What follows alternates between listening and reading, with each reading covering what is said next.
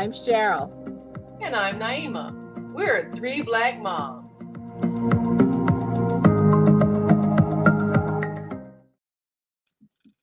100 years. Yes, 100 years. Noah was building the ark and warning people at the same time that the floods were coming. And you would think after that long time and those people thinking he was crazy that somebody might would have believed him, but nobody did.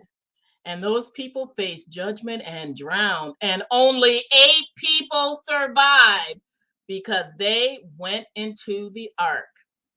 Now, we live in a modern time where we are warned if there is a storm coming, and some people elect to stay behind, board up their homes, and live through the disaster. Sometimes they make it, and sometimes they don't. But people in authority warn us that if a storm is coming, there are certain areas, especially here in Florida, where you live in a flood zone, you may lose power, and you are warned ahead of time that if you don't leave, the rescue people cannot put themselves at risk to come and save you because you would not listen. And there were levees built in New Orleans for years telling people someday this is going to fall apart. And they had a big flood and lives were lost there. And in California with the San Andreas Fault. And people are saying one day part of California is going to float off into the ocean. How serious are these warnings? And how do you determine if you should stay or if you should go? Sisters, what are your thoughts?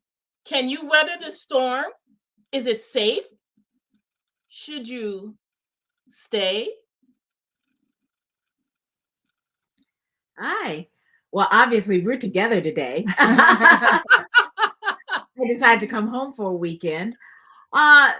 It's funny when I think about this because when I first moved to Boston, I actually moved I came to Boston for the first time during Hurricane Gloria.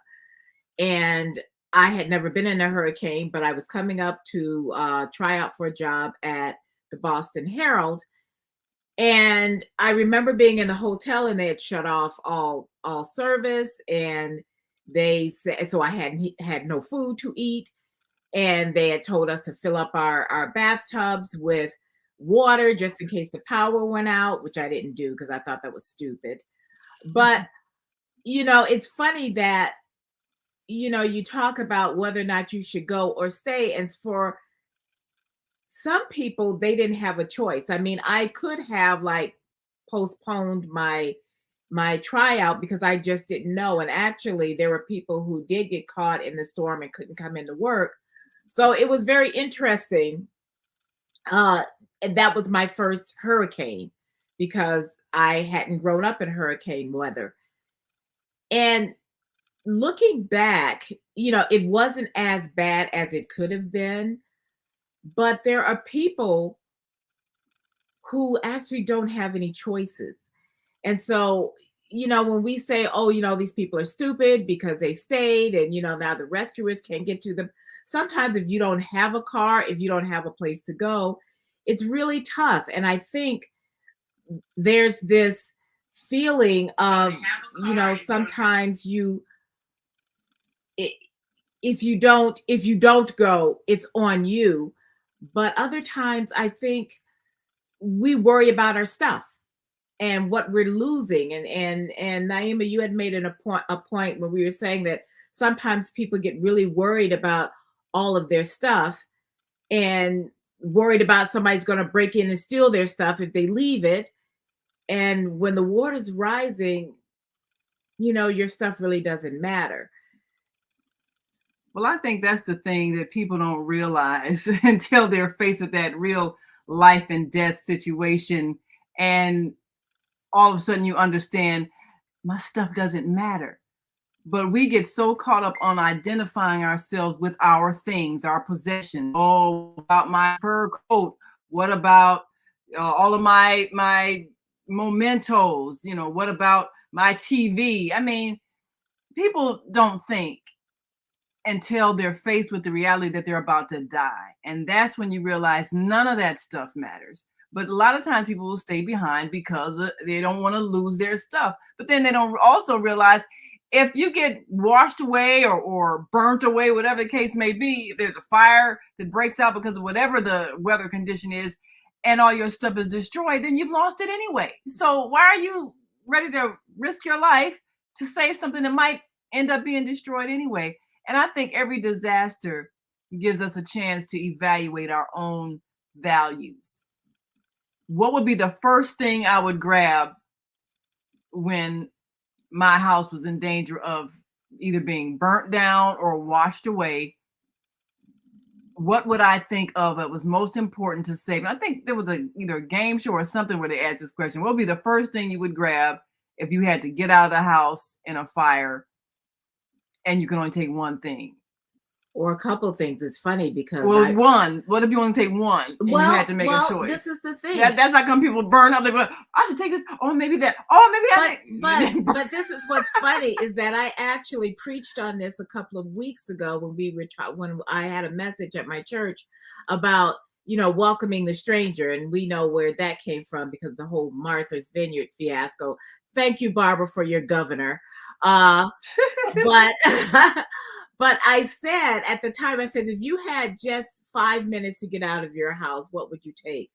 And it was easy for me. It's like anything that's breathing gets to come. Yeah. That means the husband, stuff. The daughter, the dog, the birds. And, and I said, okay, if I had a couple extra minutes, maybe I would grab some of her baby pictures, the wedding albums, the things like that cannot be replaced, even if, you tried, and those are the things that you think about. But the most important things are anything that's breathing.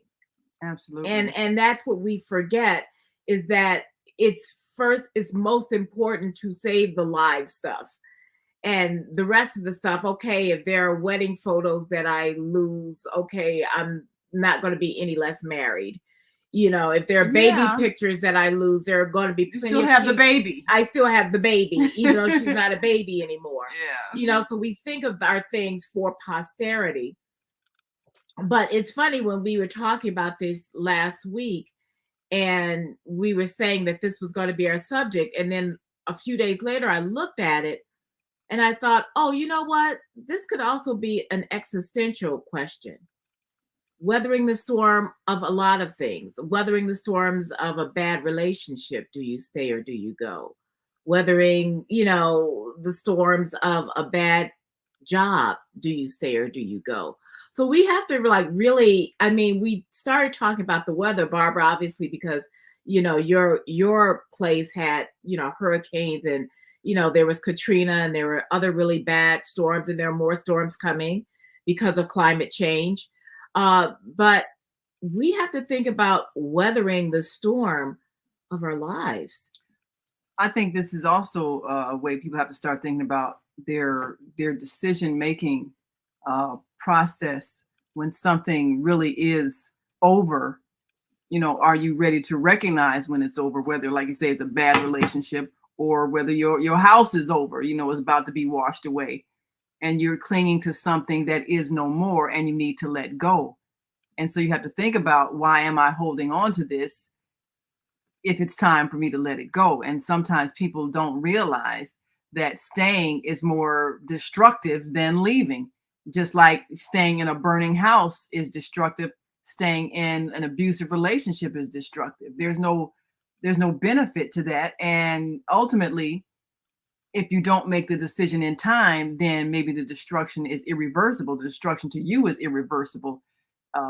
Say like a bad relationship where somebody's abusive, they become physically violent and, oh, well, he only beats me when he's drunk, or, oh, okay. And so you try to tiptoe around those times and try to keep them sober. Yeah, as if you can. And that's the thing, is that you try to control things that are uncontrollable. That are uncontrollable and are not yours to control, whether it be a relationship or the weather. Is that it's not it's not in your purview to control something else, and it's not in your purview to control the hurricanes. Yeah, you can board up your house and you can do those kind of precautions, but ultimately somebody else is making that decision. Right. Well, I'm gonna pull up some comments we've got from our Yeah, good. audience. And Cheryl, I'll let you read these.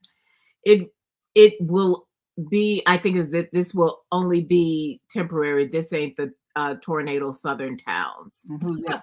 This is from Eric Kofi James for US State Senate.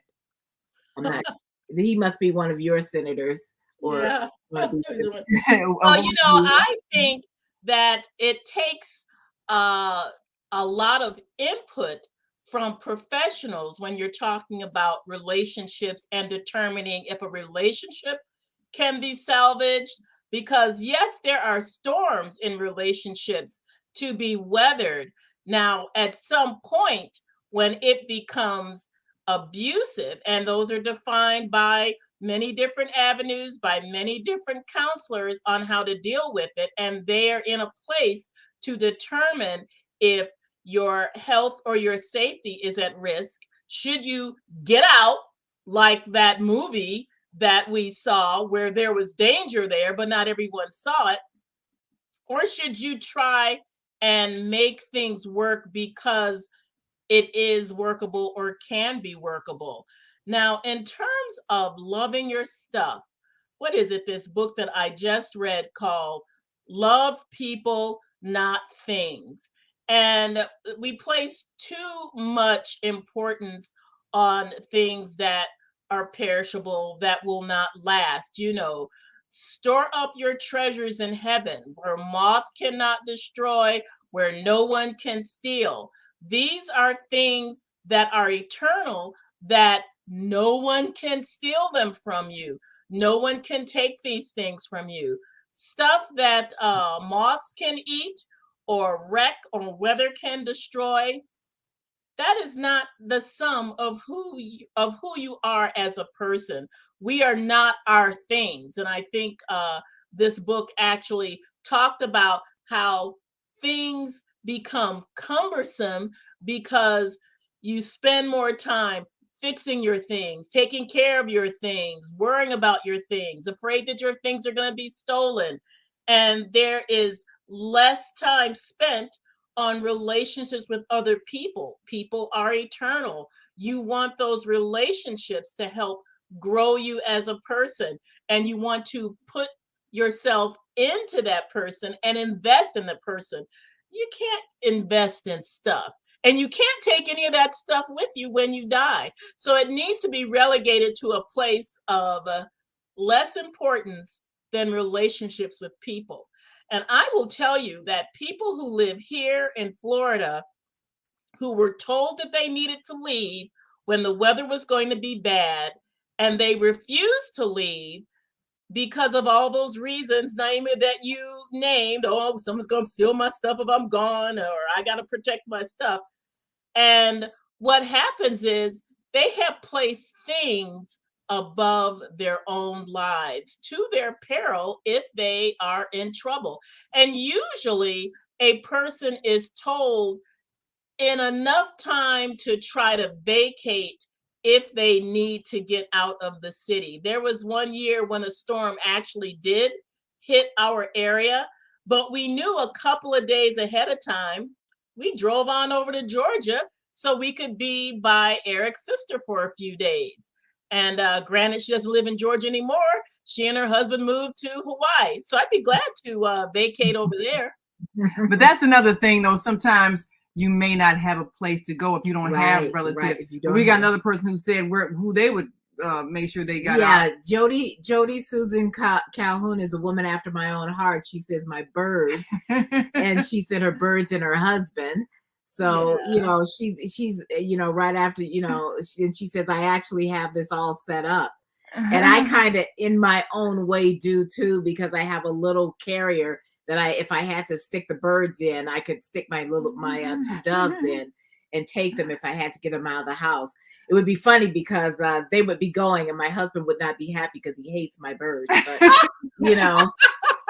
You know, there are some people that they're afraid of birds. They just have this thing about birds. But They shouldn't have watched that Hitchcock movie. well, you know what? I've had birds, you know, longer than I've had a husband. So, and I've had him for 25 years. So I've always had birds. He still so, ranks second. Oh, well. no, but he always knows that they were here before he was, even if they weren't the same ones. So he knew me with birds. Okay, so both you and Jody would say the birds and the husband. Yeah. She says you can read that one also. Yeah. Oh my, there are storms in relationships. Yes, yeah, exactly.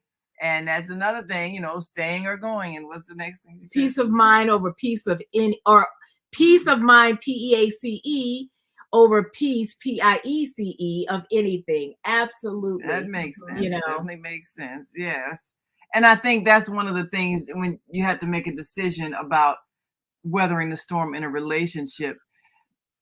At some point, you got to be at peace. And if you're never at peace, then why are you staying? What's the point in having a relationship if it's causing you turmoil? And you know, you're not supposed to suffer through life. We are not here to suffer. So you got to think, you know, why am I staying? Is it fear? Yeah.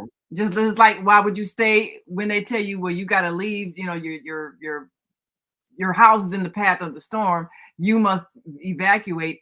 If you don't leave, what are you staying for? What are you fearing that won't let you leave? But let's unpack that too, because just like sometimes if you're weathering the storm and there's a hurricane coming and you can't leave because you have no place to go, that can also be in relationships where you feel like you have no place to go. You don't have anybody anybody who will take you in. If you know, there are a lot of people who are estranged from their family, or maybe they just don't have family and they don't have a place to go.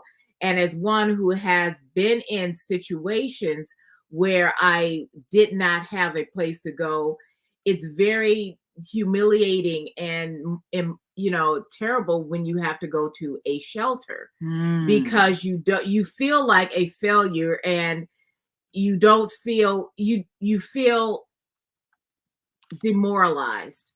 So a lot of times people will stay because they're trying to get to the place where they can get someplace where no one knows and no one, you know, because sometimes you have to rescue yourself and you don't know how to get out of that. You have no family close by, or your family says, hey, you know, you're in this relationship, deal with it. Yeah. And sometimes we warned you and you wouldn't listen. So you just stay there.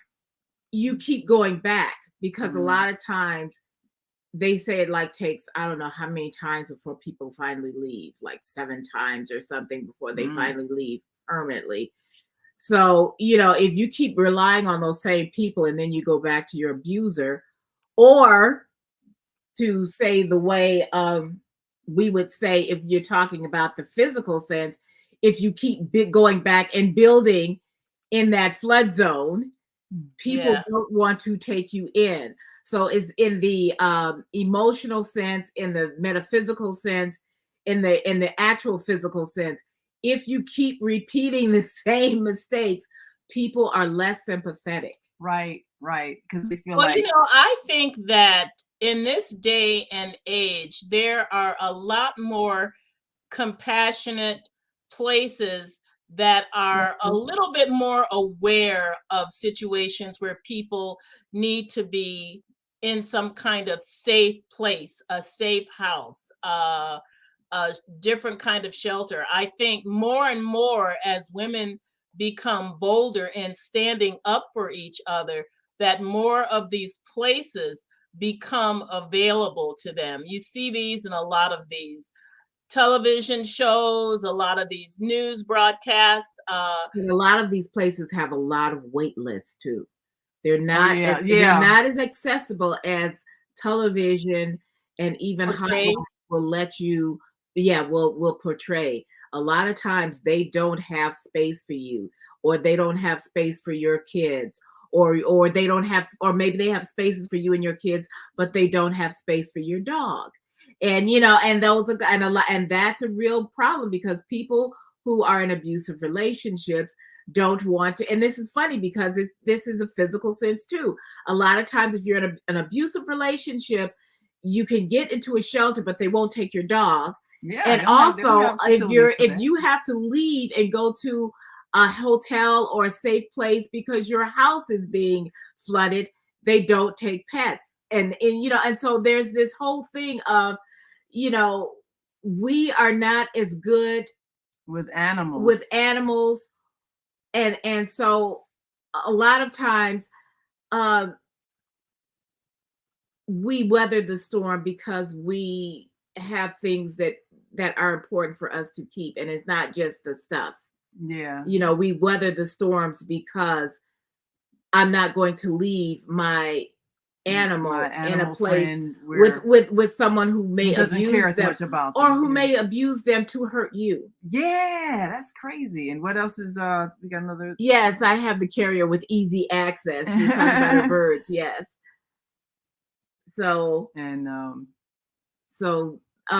she's had birds since she was 7, so that was 52 years. Yeah. See. Yeah. So I mean, when you have animals that are part of your family, part of you, which they should and, be. and some people and some people don't realize that if they're not an animal person, you're not a pet person. Yeah, then they're like, you're doing all this for this dog, you're doing all this for this cat, you're doing all this for these birds. But yeah, they're your family, and sometimes they might really be all you have. And there were a lot of animals that were abandoned, had to be abandoned in all of these storms. Because there was an organization that was going back to, I think we did that on the podcast. They had to go back and rescue a lot of the abandoned animals who didn't have any water, because there was no drinkable water, and they didn't get food. So you think about that, they're in distress and trying to survive and can't find shelter, can't find food. So yeah, I mean, that's all part of when you leave.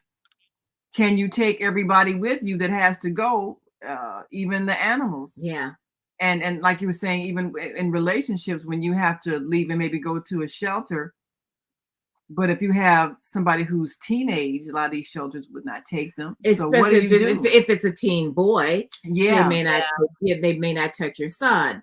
And it's hard because we have made everything so much harder than it has to be.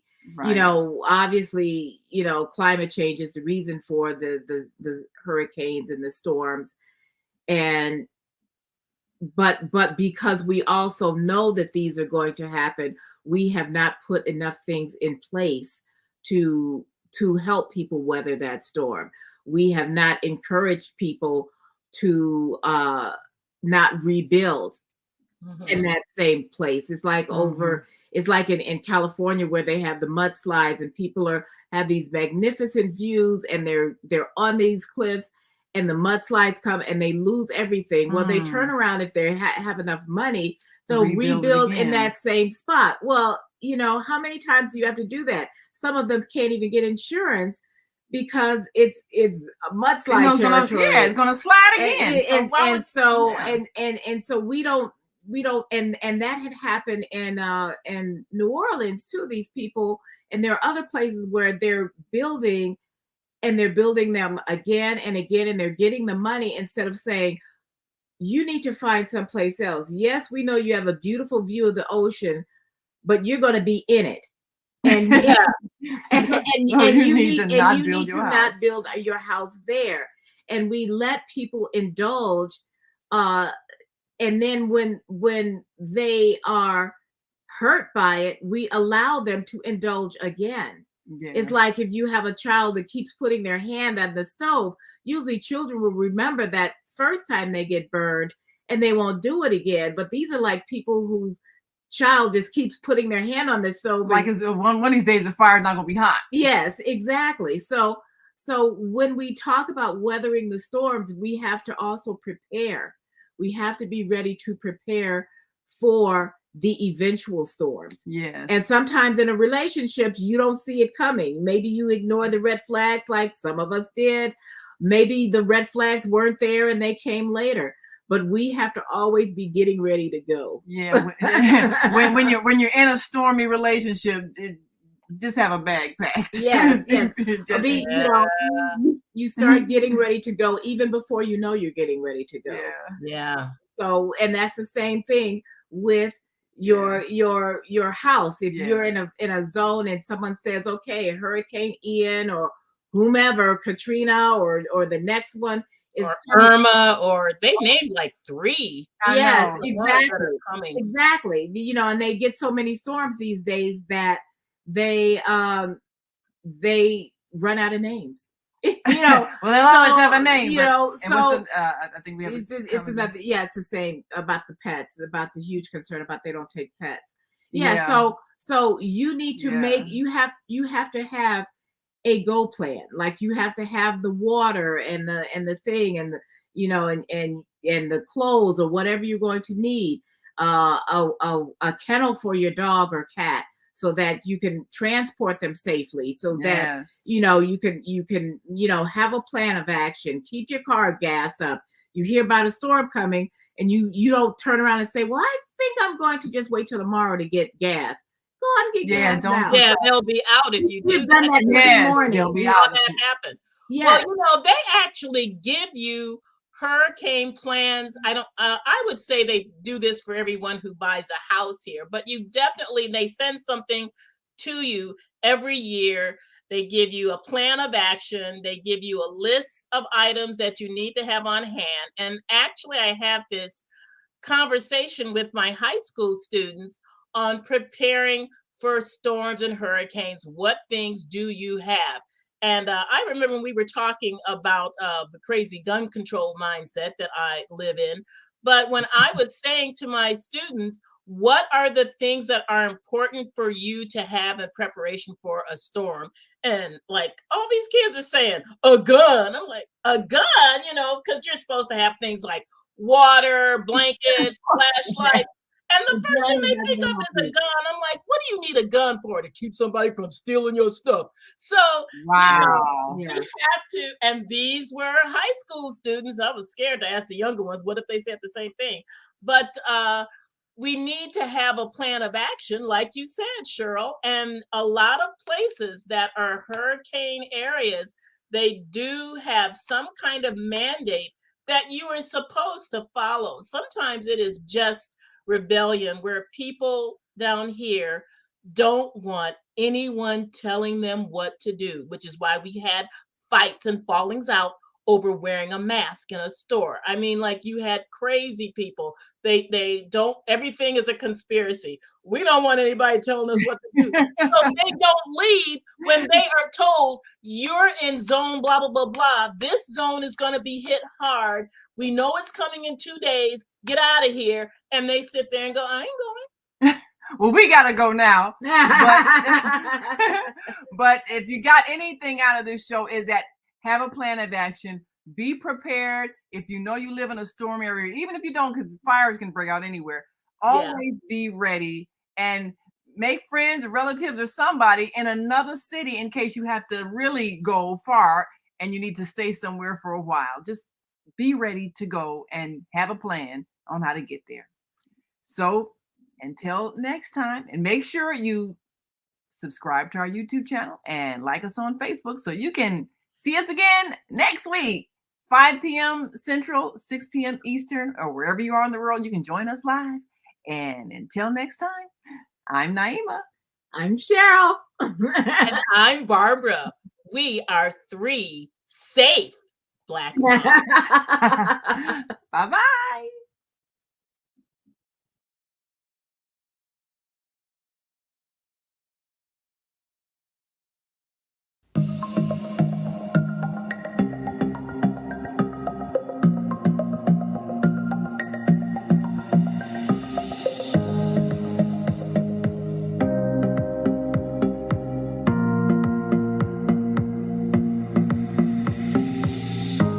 Hi, I'm Barbara. I'm Cheryl. And I'm Naima. We're 3 Black moms.